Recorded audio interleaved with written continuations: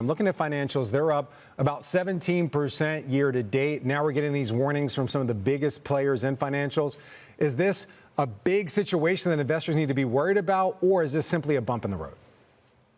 I think it's a bump in the road. It's an area that we've been talking about for some time for JPMorgan.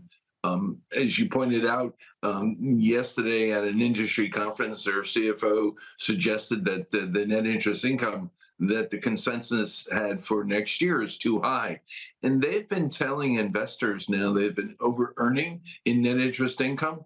And the reason that they believe it's too high is that they expect the Federal Reserve to be cutting interest rates steadily between today or September, let's call it, and the end of next year. And they're so-called asset sensitive, meaning they benefit when rates went higher. And they did an outstanding job when rates went higher. But they've been warning for some time that eventually that's going to run its course, and it appears that it has, based on what we heard yesterday.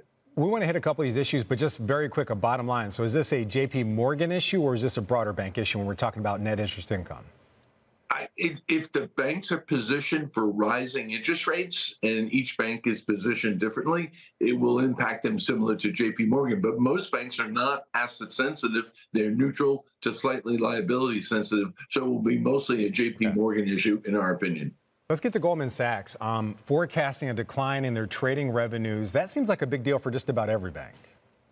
It's interesting because there was mixed results. Other banks gave guidance too, and Goldman by far was the weakest. You had other banks talking about trading revenues being up slightly versus down 4%.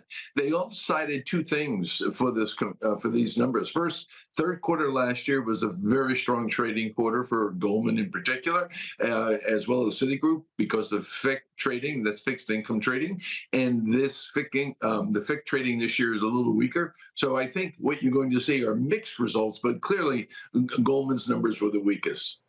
All right, what about Ally Financial? Certainly not a player on the level of a JPMorgan or a Goldman, but just kind of flagging some issues with consumer credit and people just having the ability to pay off auto loans and things like that.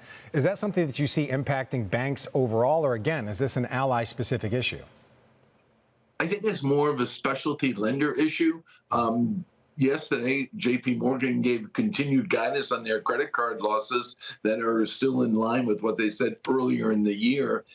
As had other banks at this industry conference talked about credit being relatively resilient. So I think it's more of an Ally issue. They tend to be a little more aggressive in their lending than some of the bigger commercial banks. But it is something to keep an eye on because, if you're in the camp that the unemployment rate could rise steadily through next year, you would see more consumer issues arise for all the banks. But right now, it's I think, an Ally-centric issue. All right, Gerard, don't want to get too in the weeds because sometimes when we say this, people's eyes kind of roll and they kind of change channels. But the Basel III endgame proposal, according to your notes, it was less onerous than already expected. So the fact that it's not as onerous, has that been priced into these stocks already? Could we actually see a boost with the idea that it's not as bad as a lot of investors thought it could have been? I think most of it was priced in. We were all expecting it to be a much less onerous proposal. And the proposal basically is going to force banks to carry higher levels of capital for the greater risk they have. But as you pointed out, it's much less onerous, about half of what they were originally expected to carry in additional capital. So it's essentially a new rule to build up capital, and it's not going to be as significant as it was in the original rule, which came out in July of 23.